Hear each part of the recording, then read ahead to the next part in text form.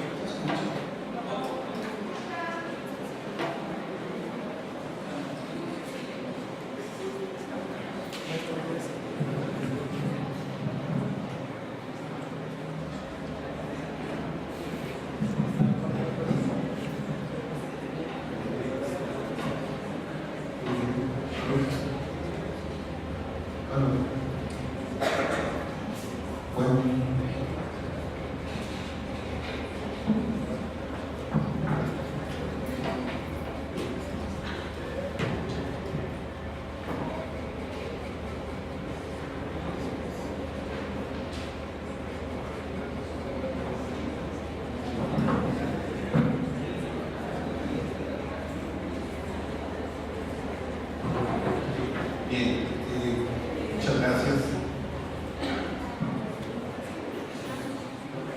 Hablar sobre la función estratégica de la educación pública, esto neoliberal, podría desembocar en suerte de análisis que son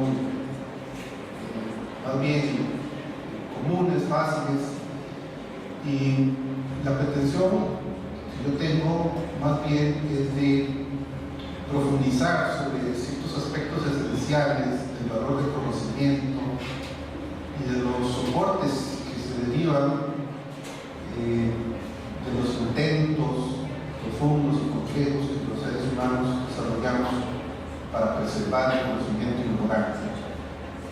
Y sobre esa base, pensar estratégicamente. En principio, se nos ha dicho de manera casi gratuita que vivimos en una época de la información y del conocimiento, porque hay una red digital en la que fluyen volúmenes enormes de información. Y esto ya de entrada supone una serie de errores importantes. Quizás el primer error es que el acceso a esa red de información son aún muy escasos, son excluyentes. Y la otra cosa importante es que la información por sí sola no equivale al conocimiento. Entonces, hay una gran facilidad de ocurrir en este error de apreciación y pensar a priori que una consulta en Wikipedia o que una exploración en el rincón del vago ya es accesar al conocimiento.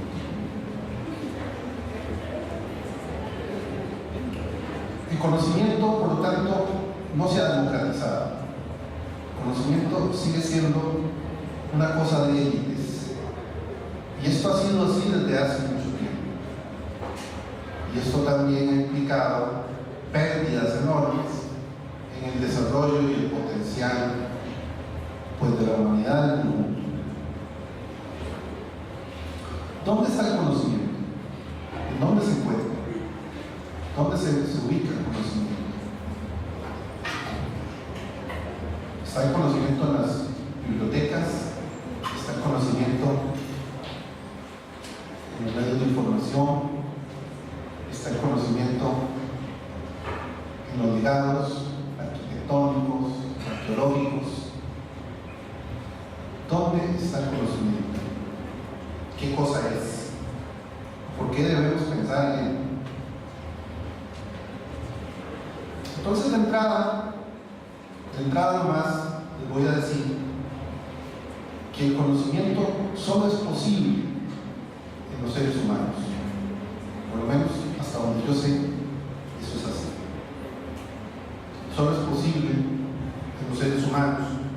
Y los seres humanos nos relacionamos con el conocimiento potenciándolo, mejorándolo evolutivamente, hasta que llega un punto en que se vuelve inconmensurable para la individualidad e incluso para ciertos colectivos.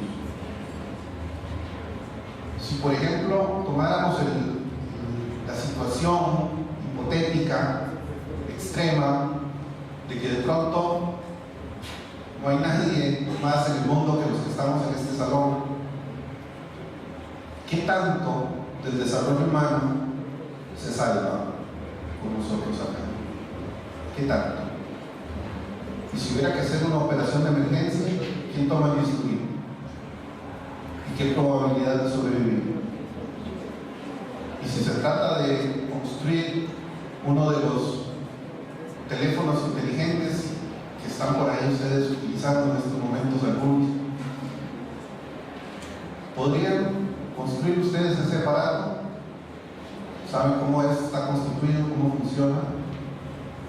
¿Cómo se generan los componentes esenciales para el mismo? No lo sé. Estoy poniendo ejemplos, pero pueden ser muchos otros. ¿Cuánto del conocimiento estaría a salvo? ¿Cuánto del acervo de la humanidad estaría a salvo con los aquí presentes? Por eso el conocimiento es algo complejo. Pero el conocimiento, por lo tanto, es perecedero. Es perecedero. A pesar de que es inconmensurable y solo existe en el ser humano y se potencia, es perecedero. Se puede terminar, se puede acabar. Y conscientes de eso, los seres humanos hemos procurado desarrollar formas de preservarlo más allá de la memoria y de la composición de nuestro cerebro, de nuestras posibilidades bioquímicas, más allá de eso. Aún así, el componente humano es esencial. Cuando una universidad como esta, como la Universidad de San Carlos, sufre un proceso de represión, un proceso criminal, se masacra estudiantes y profesores, se consigue matar también un conocimiento profundo y vivencial, una experiencia, un acervo que de pronto es irrecuperable. Y es muy difícil superar un asunto de esos, sumamente difícil. Y yo sé que ustedes son muy conscientes, cuando hago esta reflexión, de la magnitud de lo que mis palabras significan en este momento. Por lo tanto, el ser humano siempre es lo más importante. Y lo demás son medios, lo demás son servicios, son posibilidades, pero el conocimiento del ser humano son esenciales, son fundamentales. Y el conocimiento de esta unidad está aquí con los profesores, con ustedes estudiantes. Aquí es donde está el valor supremo de esto que estamos discutiendo. Ahora bien, me voy a tomar un momento para hacer una conexión importante con los soportes de gestión del conocimiento en la historia humana. Y le robo el ejemplo, que solo eso, nada más, de Alvin Toffler, sobre un comparativo que hacía este autor acerca del desarrollo generacional de la humanidad. Decía Toffler que si le hacíamos caso a los estudios sobre el desarrollo del Homo sapiens, habría que decir que cuando menos el Homo sapiens tiene unos 50.000 años de pasado, que podrían ser más, pero vamos a asumir esos 50.000 como ciertos. Y Toffler además agregaba la idea de que una generación humana dura, que se presenta en el tanto de al menos 60 años. Este concepto de generación lo toma de Ortega y Gasset. Claro que Toffler lo entiende mecánicamente. Gasset hablaba de proyectividades en las que un ser humano podría tener comprensión de ciertos procesos hacia aproximadamente 60 años adelante y atrás, según su referencia a Copley. Pero Toffler divide los 50.000 años entre 60 y dice han pasado 850 o algo parecido a esa cifra de generaciones humanas. Y de esas 850 generaciones, 600 vivieron como nómadas, como cazadores y recolectores. 600, es una cifra importante. 600 en sociedades tribales, apenas sobreviviendo de la cacería y de la recolección, y con una división de funciones muy clara, muy establecida. Y podrán ustedes deducir que en esa dureza existencial el conocimiento se volvía un valor decisivo, un valor de vida o muerte. Que si se tenía la técnica adecuada para poder tener una cacería o una presa, o de escoger el sitio oportuno para una recolección, o de calcular el ciclo de retorno a un lugar, porque el nomadismo no era a la libre, tenía ciclos, volvían, retornaban a un lugar determinado, y por eso se produce el descubrimiento de la agricultura. Y entonces, cuando uno de estos individuos tenía éxito en una cacería, pues quería repetir las circunstancias y los componentes que habían ayudado a ese éxito, que podía ser una herramienta, que podía ser una lanza, que podía ser un espacio, una estrategia, y entonces había que legar esa información para que otros pudieran tener éxito y así de alguna manera sobrevivir. Por lo tanto, el primer elemento que desarrolla la humanidad para poder preservar el conocimiento fue el soporte oral aunado a la tradición. Los dos en conjunto. Soporte oral ligado a la tradición. Soporte oral porque se crea un lenguaje, se crea una verbalización que volvía mucho más eficiente los procesos de comunicación. Y lo segundo era la tradición, porque a partir de la repetición continua de elementos, la memoria se potenciaba. De ahí que los rituales son importantes como un elemento para potenciar memorias o cosas que se quieren conservar por una razón casi siempre profunda y práctica. Esta situación de la oralidad, esta situación de la tradición, no se quedan en esas 600 generaciones, están aquí hoy con nosotros. Es decir, lo que yo estoy haciendo, por ejemplo, en este momento, es comunicando oralmente una serie de ideas, y ustedes escuchan o no escuchan, es decir, si escuchan o no, y a partir de eso es posible que haya un contacto, una comunicación, una transmisión, un flujo, una modificación del conocimiento de ustedes y mí también. Y así es como funciona. Así es como va a funcionar.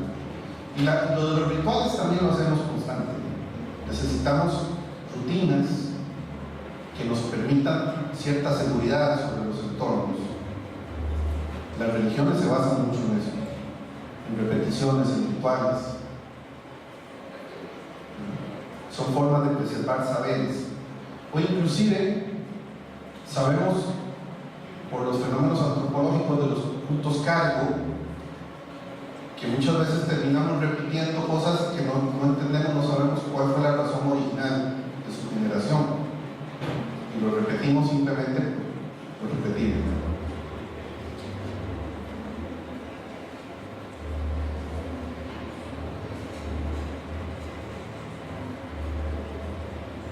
Otra de las cosas que van a aparecer en este hombre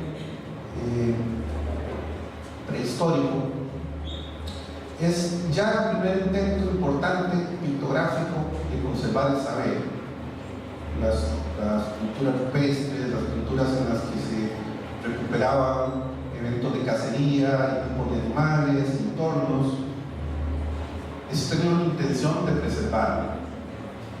Ahora, el problema del soporte oral, tanto como lo ritual, es que tienen limitaciones serias. La comunicación oral dura lo que dura pues una palabra, que dura el sonido, el ser llevado, transmitido, y luego se pierde. Y si no pusiste atención, se pierde. Claro, ahora tenemos tecnología que nos permite recuperar espacios y momentos, pero normalmente la comunicación oral se queda allí, ¿no? Y va a depender de nuestra capacidad de retención para poder conservar o no información de calidad. Y por esa limitación de que es perecedero, el ser humano necesita una extensión a la memoria. Va a necesitar una extensión a la memoria. Como cuando uno va a la tienda, le dicen aquí, ¿no? En Costa Rica le decimos pulpería, uno va a la tienda a hacer el mandado y son 10 cosas las que hay que traer, y si uno no lleva la lista apuntada puede que olvide algo. Así funciona igual, ¿no? El soporte escrito aparece como una extensión de la memoria. Probablemente Sumeria, Mesopotamia, o sea, de los primeros sitios en los que sabemos que aparece la quilografía, con funciones bastante próximas a lo que podríamos pensar nosotros hoy en términos de códigos legales, contratos, pero también poemas de amor y listas del mercado. Y todo eso en tablillas de madera, uniformes, potenciando un conocimiento a más largo plazo. Porque el conocimiento es perecedero en el ser humano, en el sentido que el ser humano muere. Y si no hay legado, si no hay comunicación, la pérdida es absoluta. La posibilidad de escribir, por tanto, el saber, el conocimiento, la experiencia, implicaba que se podía llegar a mucho más largo plazo. Pero el soporte quilográfico, el soporte de lo escrito a mano, también tenía limitaciones en su constitución original. Pienses en los papiros, en los pergaminos, en los códices mayas. Cuando a un grupo de curas se le ocurre que eso es el equivalente del demonio y los queman los códices, es una pérdida terrible. La biblioteca de Alejandría, que se quemó varias veces, no fue solo una, varias veces, pero que su destrucción es terrible, porque la limitación consiste en parte en que muchos volúmenes y muchos textos eran únicos y solo estaban conservados en un lugar específico, en una biblioteca. Y además, ahora sí que era un conocimiento de leer y escribir de élites, solo unos cuantos privilegiados. Cuando los arqueólogos, por ejemplo, descubren la piedra Rosetta o otras composiciones de escritura, tienen un proceso complejo, difícil, para poder establecer un código y leer aquello, porque los lectores y escritores no legaron o se perdió, y luego generó una tremenda dificultad. Ustedes lo saben con el código maya, que entiendo que ha sido descifrado hace pocos años, pero que por mucho tiempo permaneció incierto, oculto. Y las pérdidas que se pudieron derivar de los códices o de la biblioteca de Alejandría, simplemente no tenemos claridad de cuánto significa, no le podemos poner una cifra. Carl Sagan, el exobiólogo, producía aquella famosa serie de Cosmos, calculó, no sé cómo, pero lo decía en uno de sus programas, que la construcción de la biblioteca de Alejandría había supuesto un revés de por lo menos 1000 años de atraso en la civilización humana. Repito, yo no sé cómo lo calculó eso, pero de todas maneras es que era una pérdida significativa, una pérdida económica. Y el soporte quilográfico perdura en la Edad Media aún.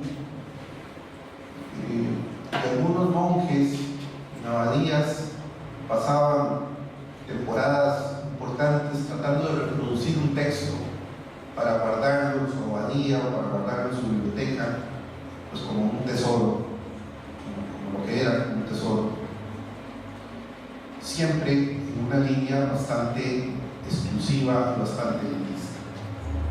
Ahora bien,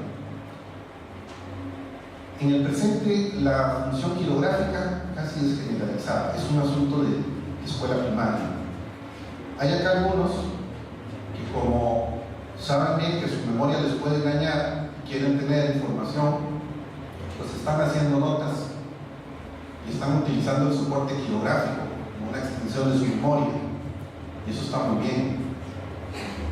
Eso es un ejercicio importante que debemos hacer.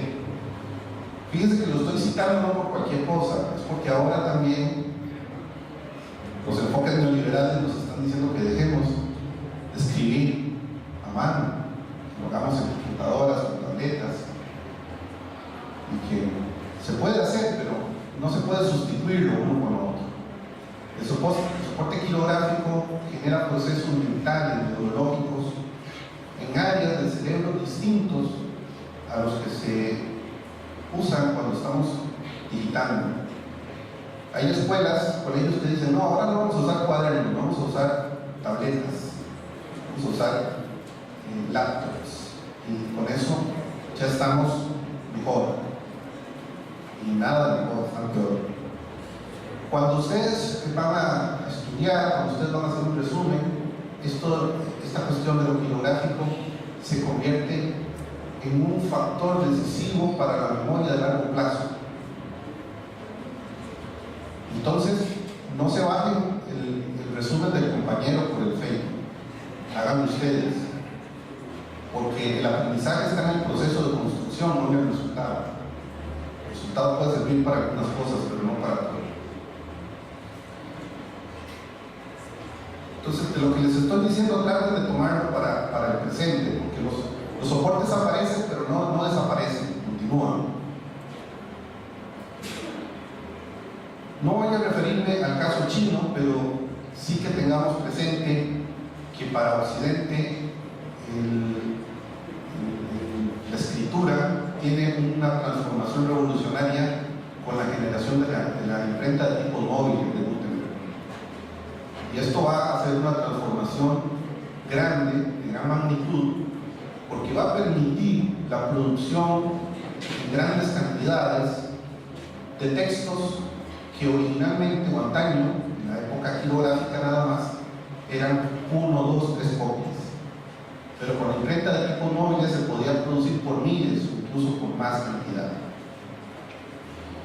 Y esto hace que el conocimiento pueda tener una posibilidad de sobrevivencia mayor, dada la diversidad de sitios o de textos que podían ser conservados en distintas bibliotecas al mismo tiempo. Con la ilustración, esta posibilidad también les generó a estos pensadores ilustrados del siglo XVIII el sueño casi utópico de poder conservar en un texto todo el saber humano. Por eso es que la obra de la enciclopedia aparece, porque era una pretensión de conservar en textos el equivalente del saber humano, preservarlo con esa vida, y que por lo tanto, para iluminar a las personas por medio del conocimiento, pues había que posibilitar que la gente pudiera leer y escribir cuando menos, y poder accesar a estas informaciones. Desde luego que esto que estoy diciendo tiene muchísimos componentes que analizar, pero yo no me puedo detener porque el tiempo es poco, entonces estoy siendo bastante esquemático en la exposición. Ya después, si quieren preguntar algo, ya pues lo podemos hacer. De pronto, lo que me interesa es que vayan viendo cómo aparecen estos soportes y cómo van modificando las posibilidades humanas. Para el siglo XIX aparece la escuela pública, con funciones claramente ideológicas y reproductivas del sistema, pero también toma la producción tipográfica para masificar ideas que consideraba relevantes, por lo menos quienes tenían el control de la escuela pública. O sea que podían tener funciones claramente ideológicas, como los nacionalismos. Muchos de los textos que se usaban en las escuelas públicas en el siglo XIX van a ser escritos en lenguas vernáculas, y ya superaba aquella idea de que lo científico, lo filosófico, lo estrictamente elitista debe estar escrito en latín o griego o en alguna variedad de otras lenguas. Pero las lenguas vernáculas aparecen con una fuerte intencionalidad